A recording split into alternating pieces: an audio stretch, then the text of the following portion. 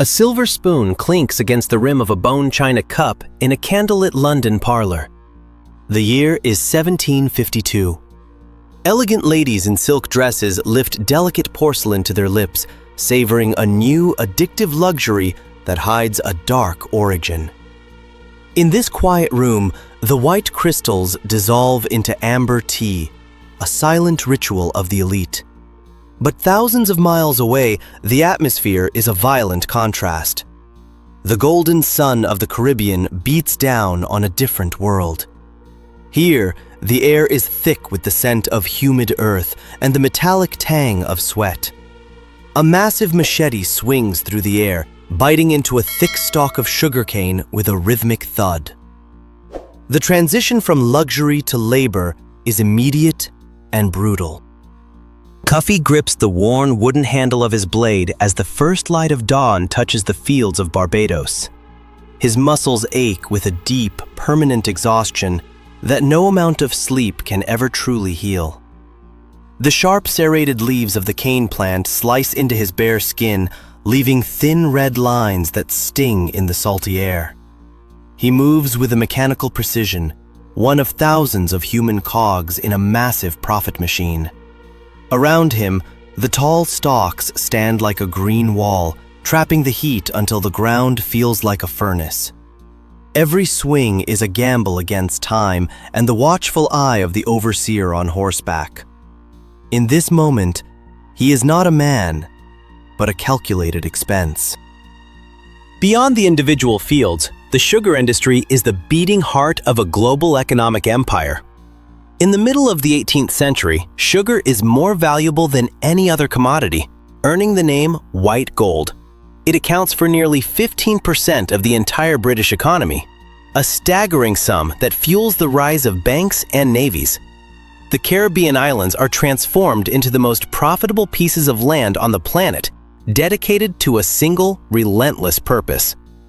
This is not agriculture. It is an industrial assault on nature. Small islands like St. Kitts in Antigua become massive open-air factories where every square inch of soil is squeezed for wealth. The hunger for sugar in Europe is bottomless, and the merchants are eager to fill it.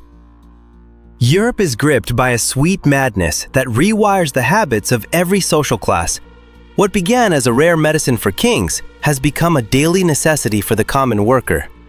The bitter taste of coffee and tea requires a massive infusion of sweetness to be palatable, creating a physical dependency that spans continents. This addiction dictates the movement of thousands of ships across the Atlantic Ocean. Every merchant in Liverpool or Bordeaux knows that a single successful shipment of sugar can buy a limestone mansion and a seat in government. The demand drives the price of human lives lower, while the value of the white crystal climbs higher. The parlor and the plantation are locked in a deadly embrace that will last for generations. The machinery of this empire begins in the bustling ports of Western Europe. Massive wooden hulls are stuffed with iron bars, textiles, and muskets, ready to sail south towards the coast of Africa. This is the first leg of a cold, geometric tragedy known as the triangle trade. Captains study their ledgers with a clinical focus, calculating the exact amount of space required for their human cargo. They treat people as a fluid asset, a commodity to be bought and sold with the same indifference as a barrel of rum. The year 1760 sees over 60,000 souls forced into these dark holds. The ships are floating prisons, designed for efficiency rather than survival. The scent of salt air is drowned by the stench of the crowded decks. Inside the belly of a slave ship, the world is reduced to darkness and the sound of iron chains clinking against damp wood.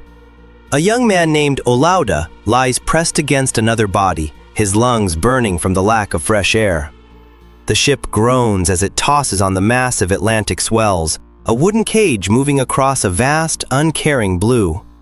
He can hear the muffled shouts of the crew above and the desperate prayers of those beside him. The journey lasts for 8 long weeks, a duration that feels like an eternity in the stifling heat. Every morning, the crew clears away those who did not survive the night, throwing them into the sea like waste. For the survivors, the nightmare is only just beginning. The ships eventually drop anchor in the turquoise waters of Kingston Harbor, their arrival announced by the firing of cannons. Merchants and plantation owners gather on the docks, wearing light linen suits and checking their pocket watches. The human cargo is paraded onto the hot stone of the auction block, squinting in the bright Caribbean sun. Buyers examine limbs and teeth with a professional detachment, looking for the strongest units of labor for their fields. A healthy young man sells for roughly 35 British pounds, a price that includes his entire future and his very name. Once the deal is struck, families are shattered and sold to different corners of the island. The transformation is complete. The human being has officially become a piece of private property. The Caribbean landscape itself is being methodically destroyed to feed the European sweet tooth. Massive tropical rainforests that stood for thousands of years are cut down and burned to the ground within a single decade. The lush biodiversity of Jamaica and Barbados vanishes, replaced by a monotonous emerald green blanket of sugarcane. Small animals flee the fires, while the soil is stripped of its nutrients to support the tall, thirsty stalks. The air is perpetually filled with the gray smoke of clearing land, a sign that the empire is expanding. By the middle of the 18th century, many islands do not have enough trees left to build a single house. Every acre is too valuable for anything other than sugar. The natural world is sacrificed for the crystal. When the cane reaches its full height, the harvest begins with a frantic, violent energy. Thousands of workers are pushed into the fields at 3 o'clock in the morning, their blades flashing under the pale light of the moon.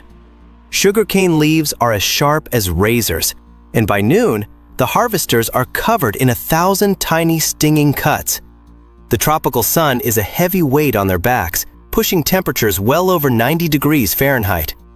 Dust from the dry stalks clogs their throats, making every breath a struggle against coughing fits. There is no rest until the quota is met, and the quota is always rising. The overseer's whip is a constant soundtrack, a sharp crack that ensures the profit machine never slows down for a single moment.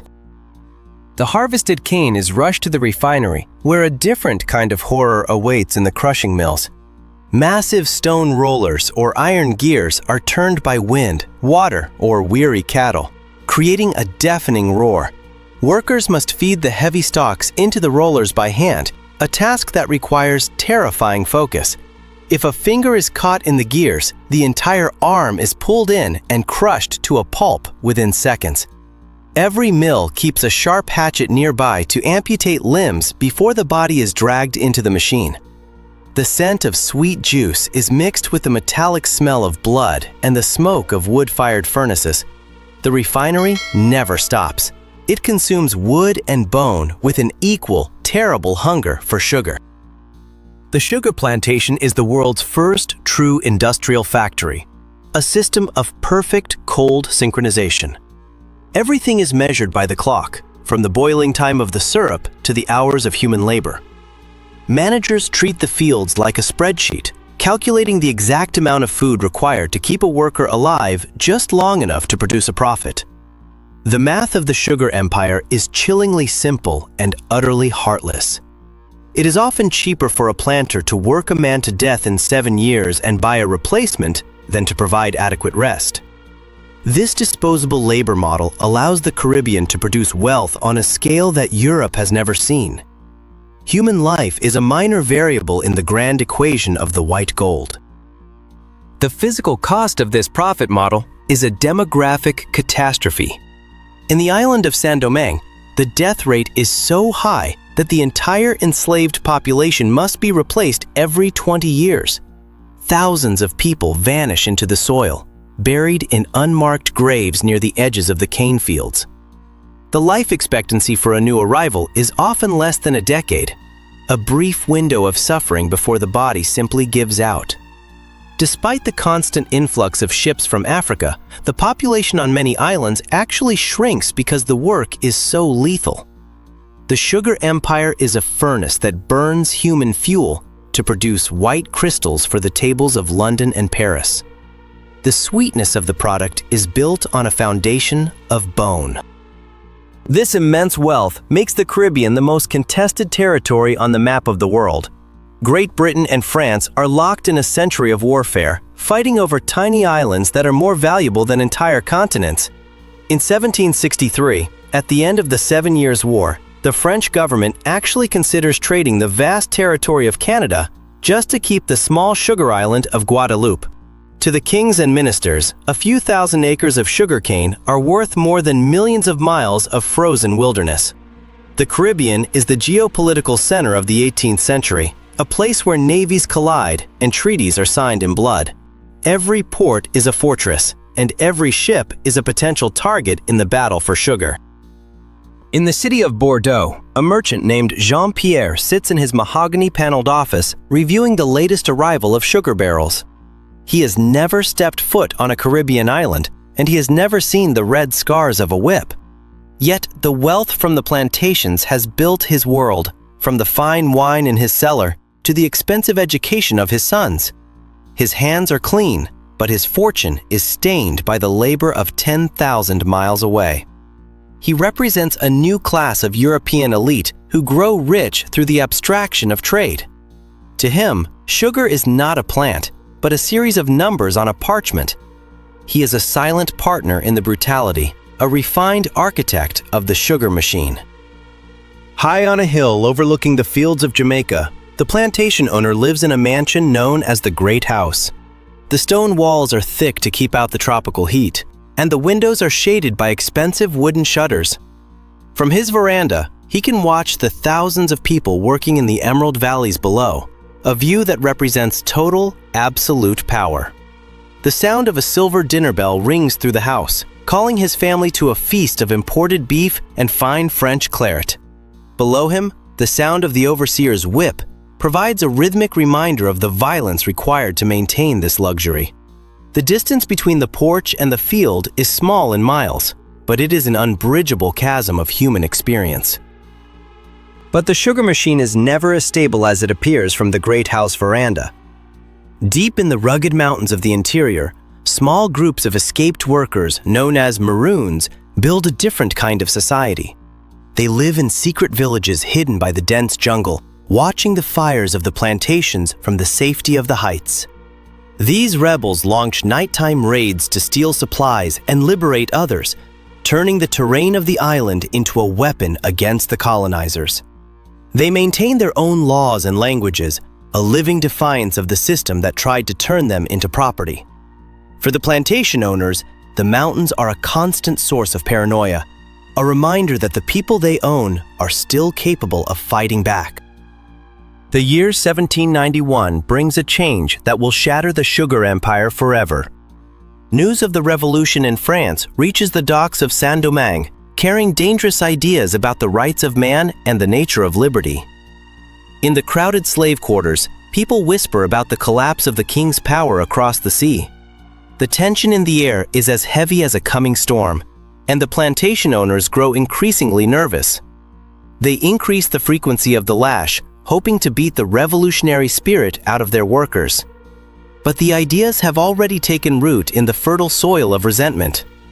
A secret meeting is held in a forest called Bois Caïman, where a priest named Duty Boukman issues a call for total, uncompromising war. The revolution begins with a single torch hitting a dry cane field under the cover of a moonless night. Within hours, the horizon of Saint-Domingue is a wall of orange flame and black smoke. The world's wealthiest sugar colony is being systematically dismantled by the people who built it. Refineries are smashed, great houses are burned, and the owners flee towards the harbor in a blind panic. The white crystals of sugar are replaced by the gray ash of a dying empire. For the revolutionaries, the fire is a cleansing force, an end to the centuries of sugar and blood. The French army is sent to reclaim the profit, but they are consumed by yellow fever and the relentless guerrilla tactics of the former harvesters. By 1804, the sugar machine of Saint-Domingue is dead, replaced by the independent Republic of Haiti. It is the first successful slave revolt in human history, a victory that sends shockwaves through every capital in Europe and America. The loss of the island's massive sugar production causes the global price of the crystal to skyrocket, creating a frantic rush to find new territories. But the Haitian example has proven that the sugar empire is not invincible. Planters in Cuba and Brazil watch the news with terror, barricading their doors and sleeping with loaded muskets by their beds. The era of unquestioned dominance is over. The sweet addiction of Europe has been challenged by the very people who were forced to feed it for generations. As the Caribbean plantations face increasing instability and revolt, Europe begins a desperate search for a new source of sweetness.